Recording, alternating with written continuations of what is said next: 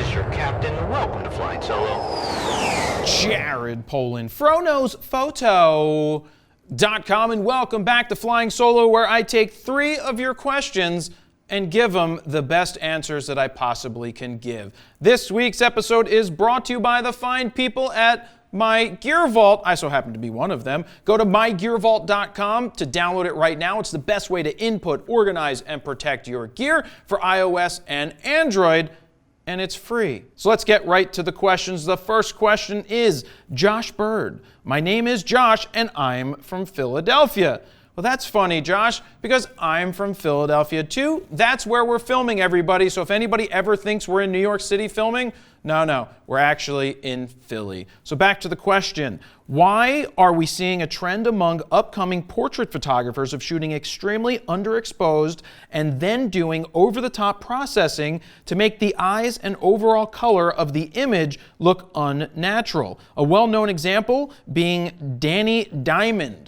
So before I get to Danny Diamond, who I personally actually never heard of and have never followed, let's talk about why we're seeing this washed out trend. I'm not a fan of underexposed images and the dreamy, washed out look. But what's happening is that the younger photographers coming up today are being influenced by the Instagram photographers, the people over the last 5-6 years who have built a following off of doing this particular style of image. Now, it may not be for me, it may not be what I like, but a lot of people like what they're seeing, so they try to emulate and copy it, which is perfectly fine if that works for them. Now, again, I'm not a fan of dreamy images. I actually don't like dreamy images at all, so you'll probably never see me do one of those ultra underexposed style things, just contrast pushed to 1,000,000 because that's my personal style. But look, they're being influenced by what they're seeing today, and I think that if you study the history of photography, it tends to end up back in the middle. It ends up being back to what photography was not when it started, but more so if you look in the 50s, 60s, 70s, 80s, and 90s, you'll see the trends come and go, but there's usually that middle point that it always comes back to. So is it a dying fad? I don't think it's a dying fad just yet. At some point, people will get tired of it and move on to the next thing that's out there. Now, in terms of Danny Diamond, I went ahead and looked her up. She has more followers than I do on Instagram. That's a bonus. Good for her. And I looked through her feed, and I don't think her stuff is underexposed and dreamy and giving you that look. But when we do zoom in here on her eyes, I did notice a lot of this, a lot of retouching being done in the eyes to make them pop, and in my opinion, they look unnatural. But again, some agencies and people may really like this ghostly look in the eyes. It just doesn't look real to me. So when I personally do this, I have a pen tool, by the way, so I'm actually going to use it. I don't personally like this type of thing right here, you know, that eye and that eye. I'm not a fan of that personally, but, you know, some people are. I just don't recommend doing that. If it looks fake to you when you're editing your image, then it's going to look fake to others. And if you think you went too far, then just pull back a little so that it doesn't look fake, especially if somebody has brown eyes and now they're looking like doo-doo brown, light doo-doo brown, you know, the middle of the range doo-doo brown, kind of like our floors here. If they look like that and they should have been brown, like my hair, well, then you might want to come back and try something different. But good question. What do you guys think down below? Too many people doing things like this? Too many underexposed images and too many glowy McGlowerson eyes? I want to hear what you guys have to say. Moving on, we got Paul Mozzie. I'm just about to buy a D850, but I have a question about memory cards. I've seen various different reviews giving all different opinions. I will be shooting anything and everything from landscapes to possibly weddings, but until now, I don't usually use anything over 8 GB cards for safety reasons.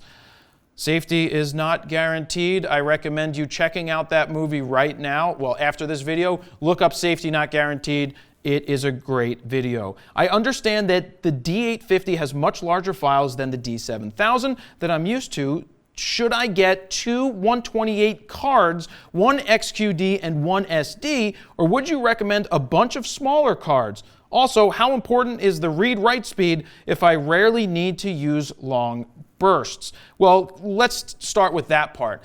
the read-write speed helps when you're transferring the files after the fact as well. So if you're not shooting huge amounts of files in a row, even with the D850, you're looking at a 100 megabyte file, uncompressed 14-bit RAW, so that's a pretty big file that you want to get to the card quick. But when you're transferring things to the computer, you want to make sure that the card is faster, so you're not sitting there for 8 weeks waiting for a super slow card to transfer. In terms of 2 cards, I recommend that if you're going to get a write speed that's super fast, XQD cards, they're not going to come in super slow cards, they just don't make them that way, but you wouldn't want to have an XQD card that's super fast and then a slower SD card, because if you're doing redundancy, saving to both at the same time, you're not going to want to have to wait till that SD writes from the buffer. The Nikons do a great job of moving the buffered images to the cards, especially with the XQD card, because that is super fast. So buy those professional SD cards to go with it and pair it. My recommendation is, and what I personally do for a camera like this, is that I would get 2 64 gigabyte XQDs and 2 64 gigabyte SD cards. If you need more, then of course, by all means, go buy more. If you run out of space with both of those, you could then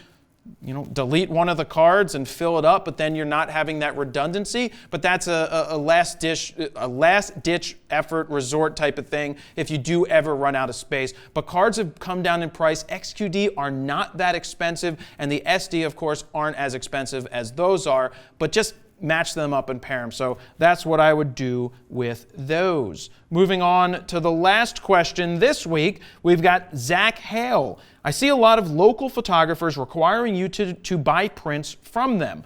How do you enforce that? Or I guess drive the sale? What's stopping them from just printing them cheap online? Look, if a photographer is going to force you to get prints from them, that means they're not giving you any files that are worthy of printing. If that's what, I don't agree with it. I don't agree in this day and age that you should be locking up their files and charging them so much more than if they just ordered it from Adorama Pics. Not a plug, but go to adoramapix.com/fro because that's my link there. I personally use them as well. I don't think that that's right to lock people in and say, you must buy prints from me. I don't think you're going to see a lot of everyday photographers getting away with that. Maybe the top-end photographers. I know Jerry Gionis, I saw him speak once. He talked about how he's doing super large, big-ass prints for these people, and they're all buying them from him. That's one situation where it's happening. But to say that you have to come back to that photographer in order to do it, the only way you can actually pull that off is if you don't give them any images whatsoever. You make them come to your house or to your studio, and then you make them look at the images there and nowhere else so that they don't have any digital files. Because even if you give them screen res, low res images, they're still going to end up sharing them online. So I don't know, I haven't seen too many local photographers, I haven't seen too many people requiring this. This was a thing back in the day when you shot weddings. You didn't give negatives. They came back to you to go ahead and have prints made. That's what used to happen. In this day and age, I don't see that. So what's stopping them from just printing them cheap online? Nothing. If you give them the files, you can offer them that you can make prints or do book layouts or do things along those lines. But if they have the files, I usually direct them where to go get the prints made. That's just one of the options that you could do. Or you could use one of those places like SmugMug where they can buy the digital file and then they could also make prints right from there and you can mark up the prints. But again, make the money on doing the photo shoot. Let them know that I've built in this price so that you can then have the files. Here's where I recommend that you have prints made because they do quality work. You don't exactly want to take it to X, Y, and Z place because theirs don't ever look that good, in my opinion. Even though don't go to XYZ place. It's not a good place. I highly recommend not going there. But no, that's about it. Do you guys run into this? Have you seen a lot more photographers requiring you to come to them to order the prints? Or do you think this is just an isolated couple of people? I don't know. Let's move on to the next thing. If you'd like to submit your flying solo questions, you can do so at bit.ly/FroCritiques. Be sure to follow the directions that are on the screen when you do that. And that is where I'm going to leave it. Jared Polin, FroKnowsPhoto.com. See ya. Oh yeah, while you're here, this is the web address. There's also 2 videos on the screen. You've got the last flying solo and one other really cool video. So click on one of them to keep continuing all the fun. That's it. Go ahead, do it.